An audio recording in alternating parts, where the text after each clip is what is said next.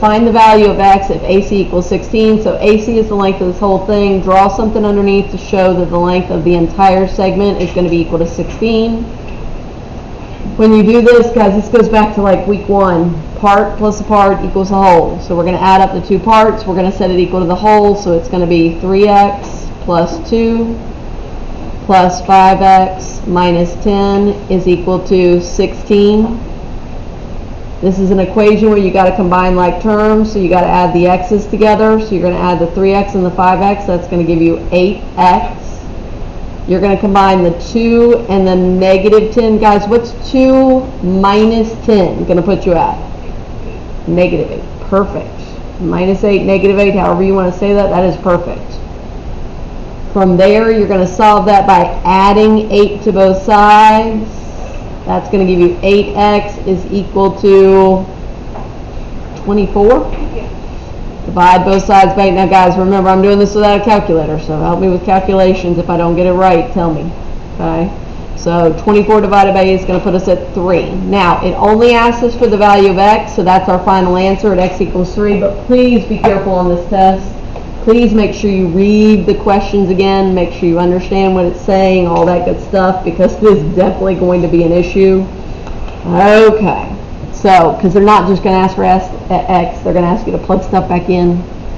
For the next one, to find the value of x here, we're going to use the idea that every straight line adds up to 180. These two angles are adjacent, they're supplementary, they add up to 180, so we're going to add 4x plus 10 plus 3x minus 5, and that should give us a total of 180.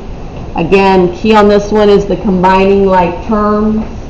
So in this one, we're going to combine the 4x and the 3x. That's going to give us a total of 7x. We're going to combine the 10 minus 5, and 10 minus 5 will put us at 5, and that's a positive 5, so it's going to be plus 5. The bigger number is positive. Guys, you got to use the sign from the bigger number. To solve that, we would minus 5 minus 5. It's going to make it 7x equals 175. Now, y'all are going to have to do this next calculation because I don't know this division. Hold on one second. You already got it? Hold on one second. What's it give you? 25. 25 even? Yep. Perfect. Thank you. And 175 divided by 7 gives you 25. Awesome. Thank you. Okay, like I said at the beginning, we got these omitted, 3, 4, 6, 12, and 24. Guys, feel free to look up stuff about constructions, but we are not getting into that right now. We just don't have time. So that's something you need to make sure you understand. Okay, going down here to number 5. So on problem number 5, it says, what theorem justifies the following statement? If angles 1 and 2 are complementary, guys, it means 1 and 2 add up to 90 degrees. Oh, excuse me, hold on one second.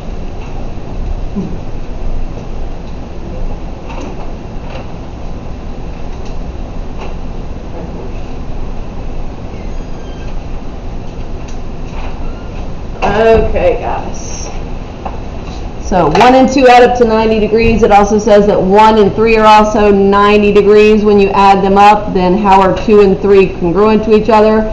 Guys, if they are both complementary to the same angle, you can see 1 is complementary to both 2 and 3. That is called the congruent complements theorem. If it's supplementary, it would be the congruent supplements theorem. So it is called the congruent complements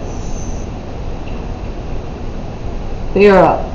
It matches exactly what you're talking about in the problem, guys. It's not something that needs to be magical. Two things that are complementary to the same thing are going to be congruent to each other. Congruence complement theorem. Because they're both complementary to the same thing, they are going to be congruent to each other. Okay, for number 7, because we skipped number 6, this is a right angle, guys. Because this is a right angle right here, what's true about these two angles? They what? Add up to 90. Perfect. So we're going to set up 3x plus 4 plus 2x minus 9, and it's going to equal 90.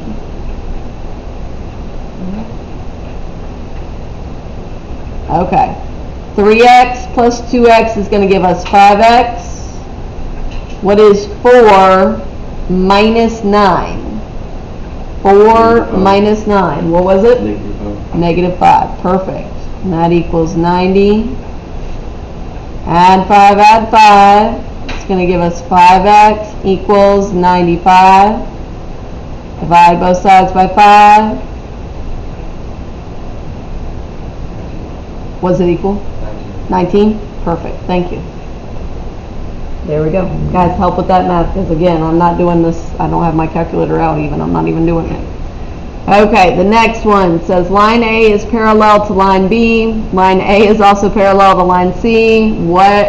How are lines B and C related? Guys, draw a picture. You have paper on the day of the EOC. Draw a picture. Put a picture right here. Line A, draw a line. Doesn't have to be big. Call it A. Okay? Line B is going to be parallel to that. Now these are not going to be exact, but just draw something reasonable that shows that this line goes parallel to that, and it is line B, which I'm not great, you know, at cursive, but we'll pretend that's a cursive B. Okay, it says that line A is also parallel to line C. So we got another line right here. You can draw it anywhere in that picture space, guys. This is going to be C. It's going to also go parallel to line C. A and C are also parallel. So guys, what's true about A to B? Oh, excuse me, B to C. What are they to each other? Now listen, if A is parallel to B and A is parallel to C, they're both parallel to the same line. What has to be true about B and C? They're parallel. B is going to be parallel to C. B is going to be parallel to C. Okay?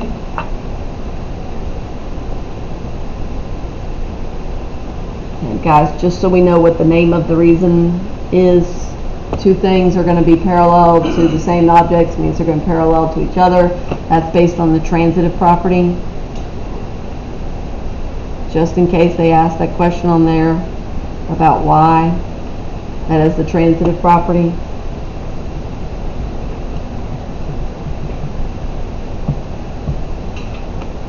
Okay, now number 9, you can't do number 9 until you have a picture, but it's not hard to draw a picture for this one, so we're going to draw one. That's why I took out 24, because the picture wasn't easy to draw, but I can draw you one for this really quickly. Draw two lines that run parallel to each other. It's not going to be perfect, guys. Just draw it in the space that you've got over here. Cut it by a transversal. Okay, this is going to be line A, this is going to be line B, and this is going to be line C. The angles are going to be 1, 2, and 3. Take a minute, get that drawn.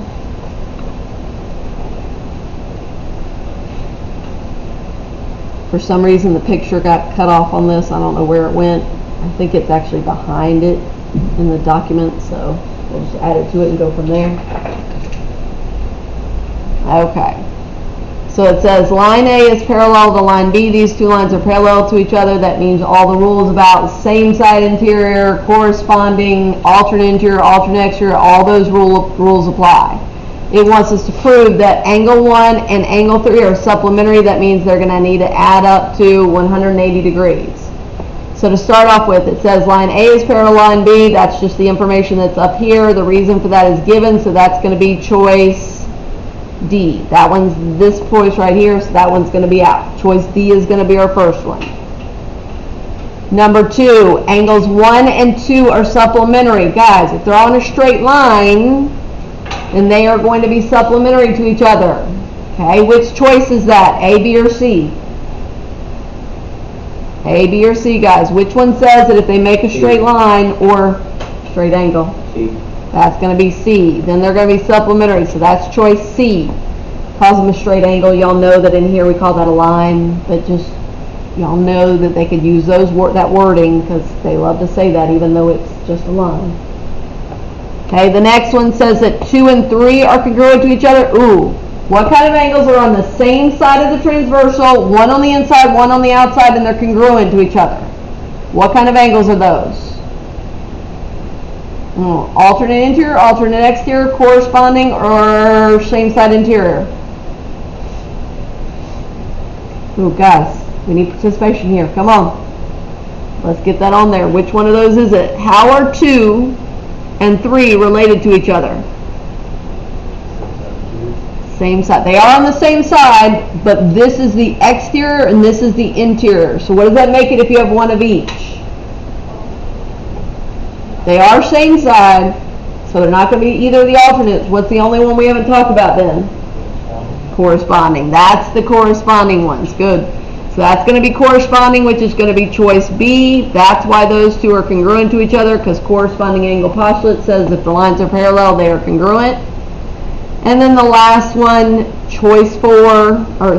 statement 4, is going to be the only one that we have left, which is going to be choice A, which is the congruent supplements theorem. I told you, if they're both supplementary to the same thing, then they are going to be congruent to each other. If they're both congruent to the same thing, then they're going to be supplementary to each other. Both those things work. Okay, so that's going to be choice A, the congruent supplements theorem. Okay, anything on number 9 before we go down here to number 10? Alright, y'all, number 10 is one that's almost always on there in some way, shape, or form, and people miss this problem, and it's not hard at all. Guys, when two planes intersect, they intersect to form a line. That's the first thing you need to know. If you're talking about two planes are going to intersect to form a line. What line is the intersection of those two flat surfaces? Where do they intersect?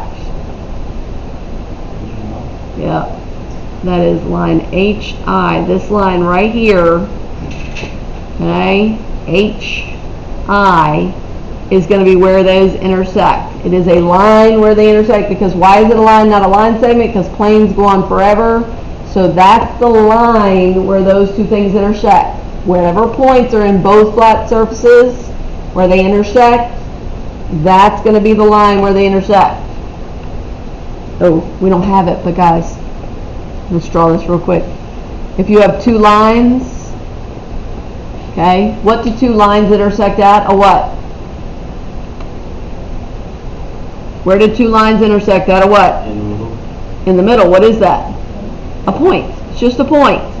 In this case, we'll call it point A, just so we know. If two points intersect, they would intersect, just so we're clear, this is not part of this problem. I'm just adding this because this is important. They always love to do this kind of thing. Where do these two lines intersect? They intersect at point A. Okay, number 11 is going to ask us to do the circumference of a circle with this area. Ooh, this is a forward and backwards problem.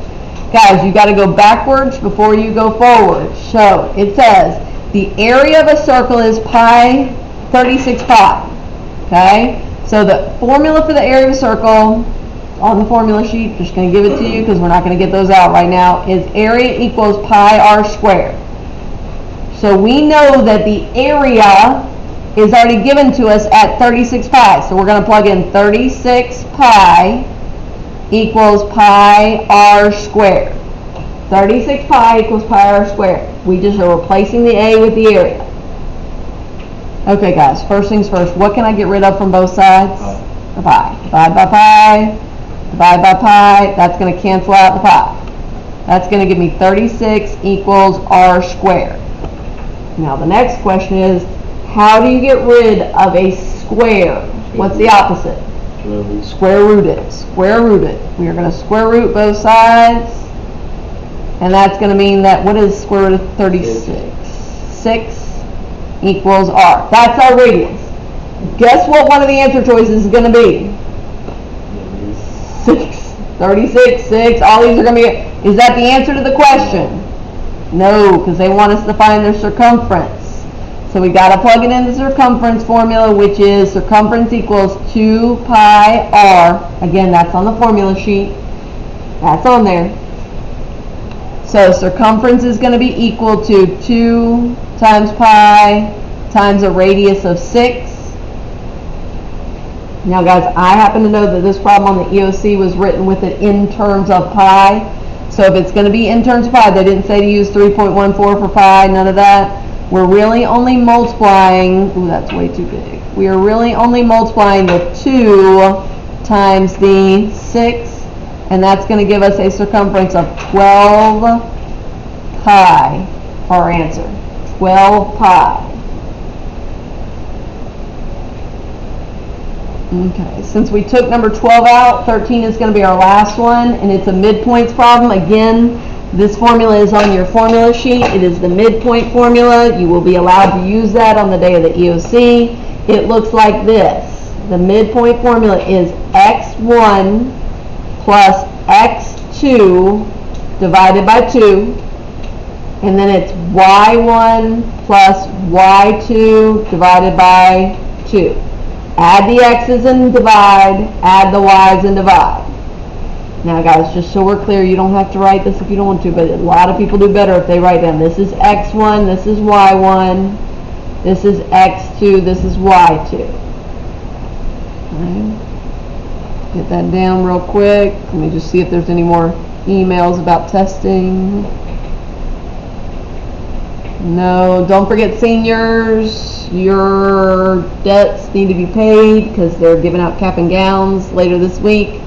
If you do not have that done, you will not get your cap and gown, so please make sure you do that. Okay, here we go. So for this problem, x1 is going to be -6 plus x2 is going to be 2. We divide that all by 2, because guys, the reason we divide by 2 is we're adding two numbers up, so we're dividing by 2. We're just averaging these numbers, guys. For the second one, it's going to be the y's. So for the y's, it's going to be the -2 plus 2, all divided by 2, because we're adding the y's. These are the two y's, these are the two x's. And then you just do the math. So -6 plus 2 is going to be, is that -4? And then -4 divided by 2 is going to be -2. Ooh, what's the next one, guys? What do you get when you add -2 plus 2? 0. And 0 divided by anything is still going to be 0. Still going to be 0. That's your midpoint. All right.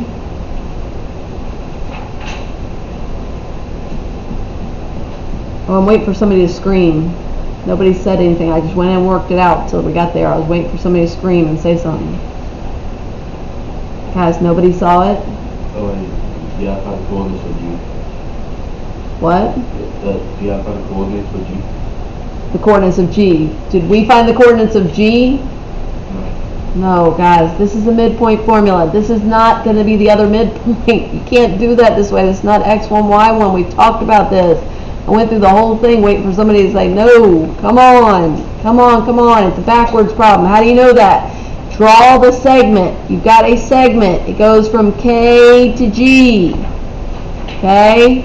This one right here, K, is -6, -2. The other end, we don't know. If we don't know it, we call it X and Y. The midpoint, that's why it's an M, is the point 2, 2. That's the answers. That's what it's equal to. So when you solve this problem, you've already got what it's equal to and how to solve it out. This only works going forward. If you got to go backwards, you got to set it equal to the answer of the one in the midpoint or in the middle, that M. This is a backwards problem. Not a single one of y'all said that. That's concerning for the EOC. Please read the midpoint problems carefully. If it just says find the midpoint, you would do that, but it already gives you the midpoint of that segment. That means you got to work backwards, which means when you set this up, it's going to be these two added together, -6 plus x divided by 2, but it's going to be equal to the midpoint for the x, which is going to be 2.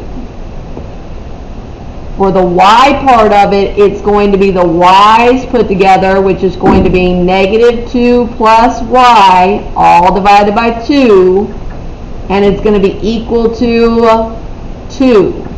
This is a backwards problem. We've got to solve these like equations to get to the answers on these. To solve these, you would multiply both sides by 2. That would cancel out the 2. That's going to give you -6 plus x equals 4. Then you are going to add 6, add 6. Oop, do I have any more room? Nope. I'm gonna have to move it to the side, and make it x equals 10. That is the x coordinate for the actual end point, not the midpoint of those 2 points. This is already the midpoint. So to get G, you had to work backwards, and my x is going to be 10 for that. For the other side, when we multiply both sides by 2, that's going to cancel out my 2. That's going to bring down -2 plus y equals 4. And when you add 2, that's going to give you y equals 6. Guys, please be careful about that on the EOC. They love backwards problems. They have forward and backwards problems. I think the next one is a forward problem. So you've got to know whether you're working forward or backwards on those midpoint problems. If they give you the midpoint, you've got to work backwards. Okay, guys, anything on the front at all that you need to go back to? We're trying to knock this out. Today we get out, just so you know, so you can help me watch the clock, at 34. 34, help me remember that. I think we'll be fine, but just kind of keep me, because that's not our normal time. 34.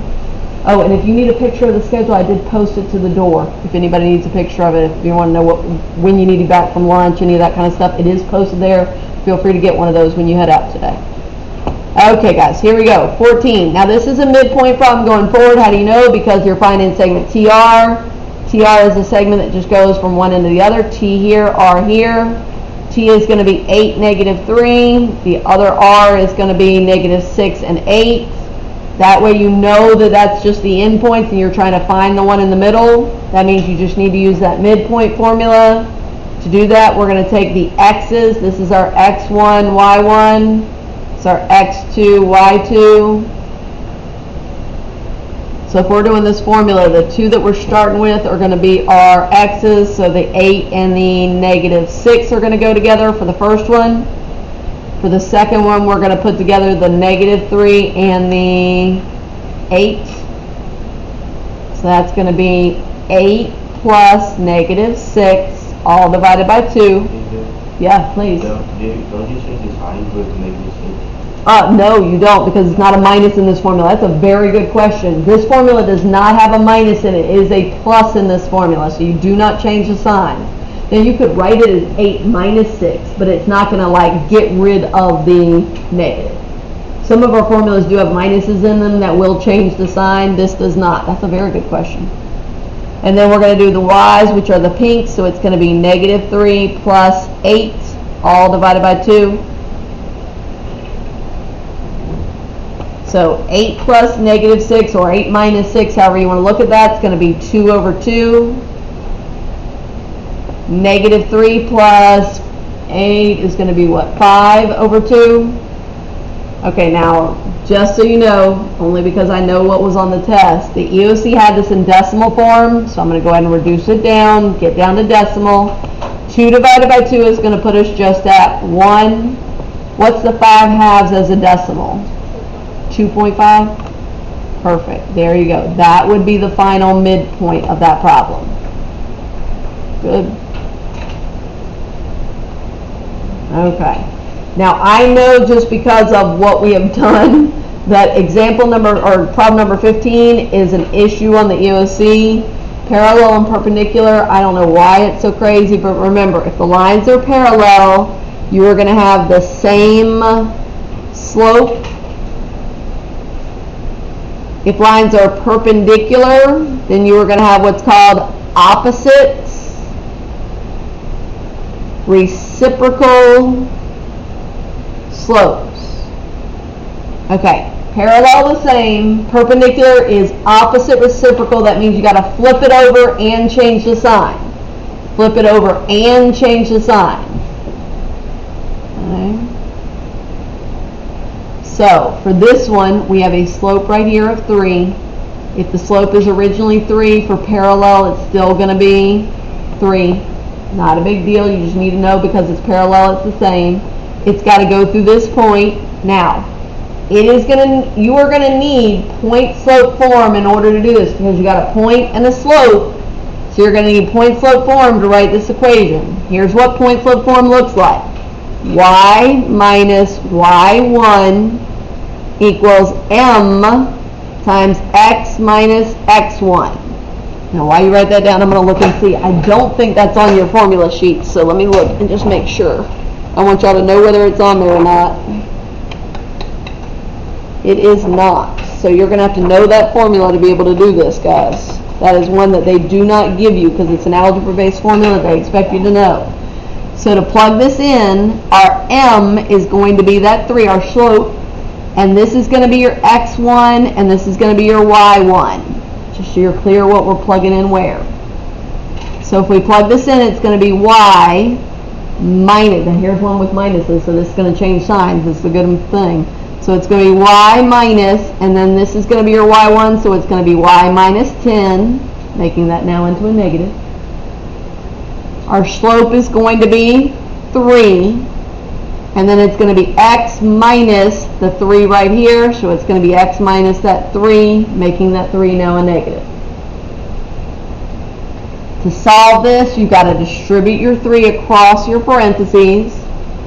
It's going to make it Y minus 10 equals 3X minus 9. Because 3 times 3 is 9. You've got to distribute. 3 times X, 3X, 3 times 3 is 9. And it's minus 9. Please make sure you get minus 9.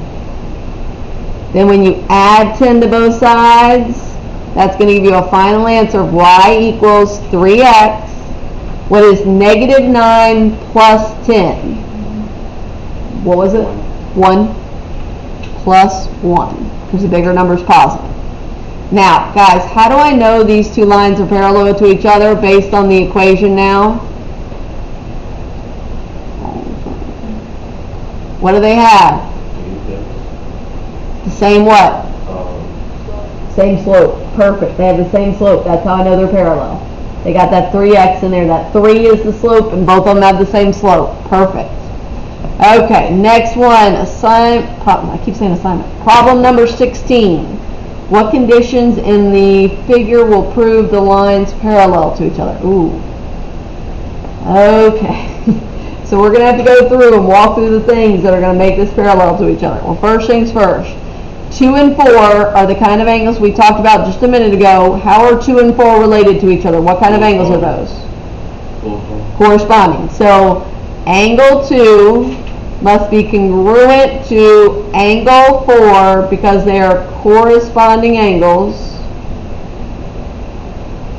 in order for the lines to be parallel. Corresponding angles on parallel lines are always congruent. Okay? Now 4 is in another pair. 4 right here, I'll do like a jagged line on the 4 this time. What other angle is 4 the same as? What? 1. 4 and 1. What kind of angles are 4 and 1? Angle 4 is congruent. Hold on, let's get that written down. Angle 4 is congruent to angle 1. Write that down first. Because they're what kind of angles? Alternate exterior angles. And because they are alternate exterior angles and they are congruent, the lines will be parallel. Perfect. Okay, there's one last thing, guys, and it's a little bit different. It's the one that doesn't follow the rule like everybody else. It's about them being supplementary. Which two angles in here have to add up to 180? 2 and 3. Angle 2, I will put the measure up because we're doing angle measurement. The measure of angle 2 plus the measure of angle 3 has got to equal 180. And what kind of angles are both on the inside that are supplementary to each other? What's that called? Oh, remember, they're not alternate sides of the transversal, so what are they called, guys? Oh, no? Oh, you need to know two names for this. They could be called consecutive interior angles, or they can be called same side interior angles. That's definitely going to show up, guys. The stuff about these pairs is going to be on there. So same side interior angles. Same side interior angles. Those are the three ways that you could prove those two lines are parallel to each other.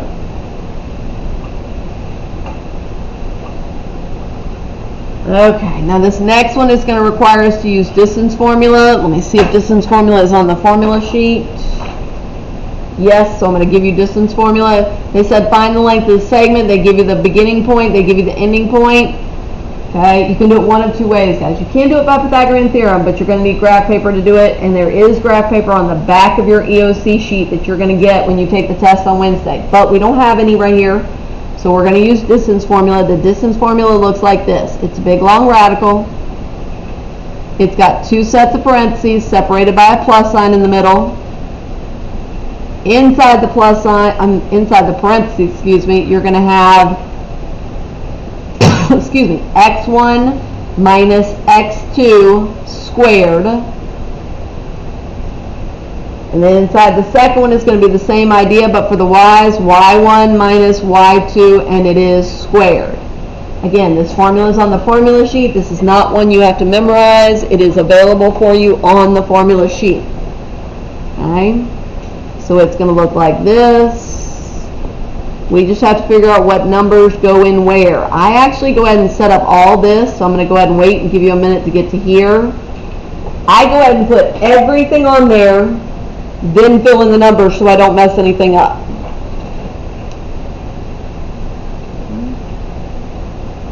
So my two x's, and we have to go in the same order, whatever order we go in. We'll call this our x1, and this our y1, this our x2, and our y2.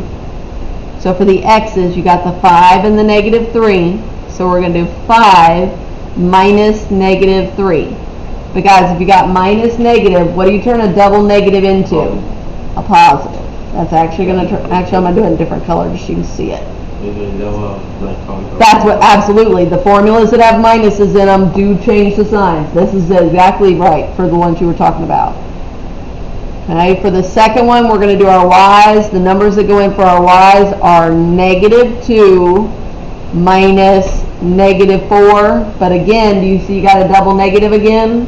So that double negative needs to go away by doing plus plus and changing that into a positive.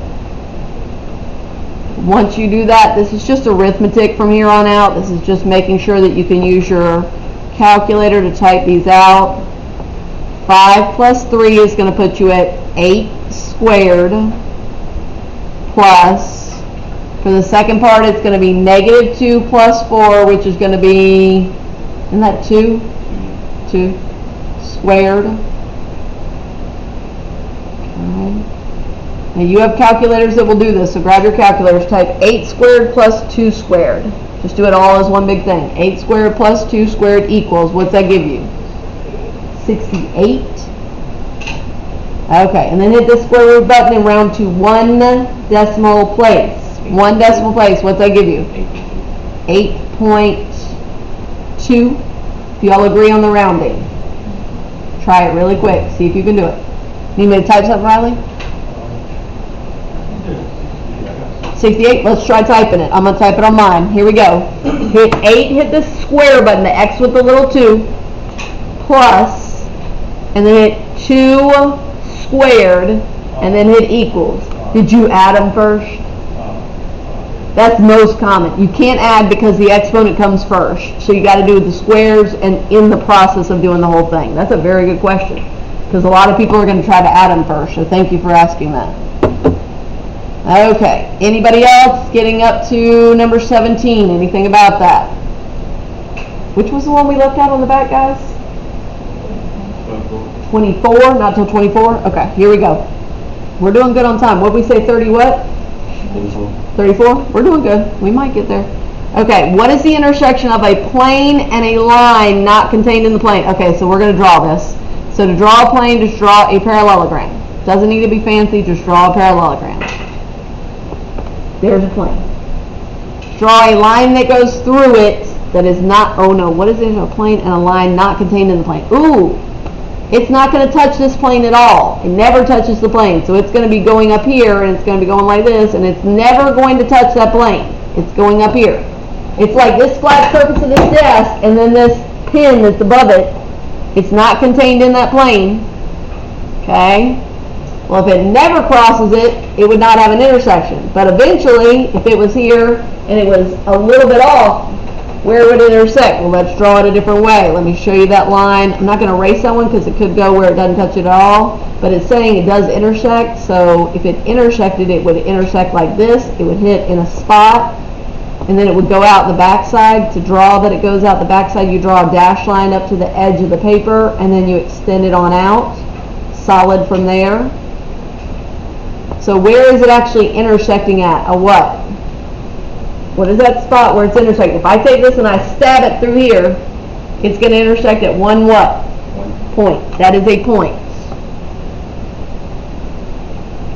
If it intersects, and it could not intersect, it could be above it where it doesn't touch it at all, could be where it's going to be skewed to it and doesn't touch it at all, but if it does intersect, it's going to intersect at a single point. Think about it as anything like if you stabbed your pencil through a piece of paper, it would intersect at that one spot, that one point. Okay, explain why the following statement is incorrect. If two lines do not intersect, then they are parallel. Ooh, we just talked about this. Guys, we got two lines, one going here, okay, and it's hard to draw this, and you see it, and one going here.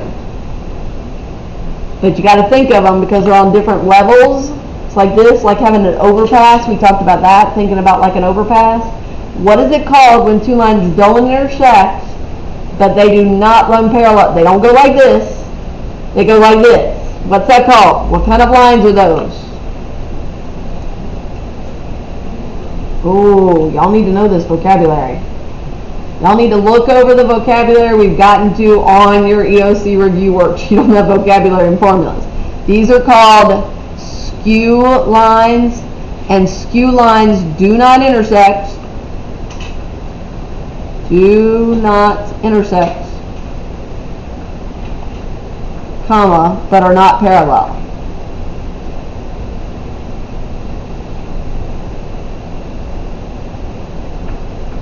Okay, for example, that pipe in the back of the room and this shelf right here. They are never going to intersect, but they also don't go the same direction at all. Skew lines do not intersect, but are not parallel. Okay. For the next one, we got to use this picture, guys. We got to find a bunch of angles. I'm going to move quickly through it just because I want to get through the notes, through the worksheet if I possibly can for you. So here we go. First things first, guys. Every straight line adds up to 180. Grab your math. Grab your calculator. Do the math. What's 180 minus 130? 50. Perfect. That goes in the corner. Okay, so this angle is now 50. To find x, we now know two angles inside of this triangle. So we are going to add 90 plus 50. That's going to give us a total of 140. And what's 180 minus that 140? 40. That's going to be our x. 40.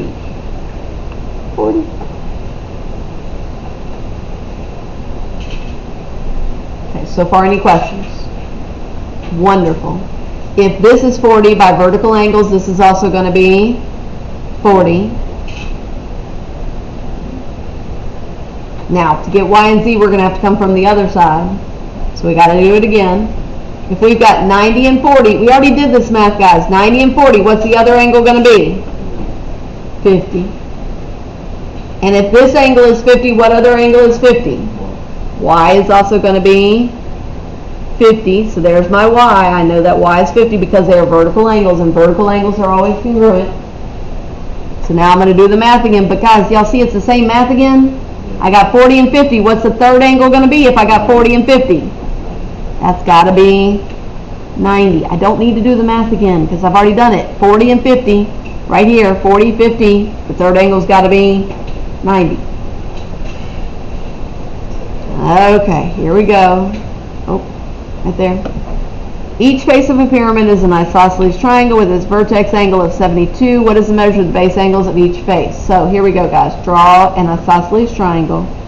Don't even worry about the whole pyramid thing. That's not even what they're asking about. It's an isosceles triangle with a vertex angle of 72. That means the one at the top, the one between the two sides that are congruent, is going to be 72.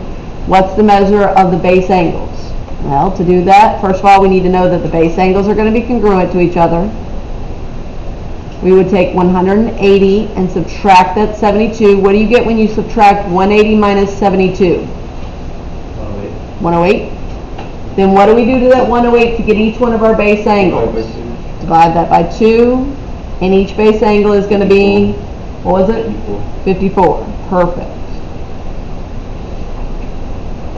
Okay guys, we got one left. Let's get it done. Here we go.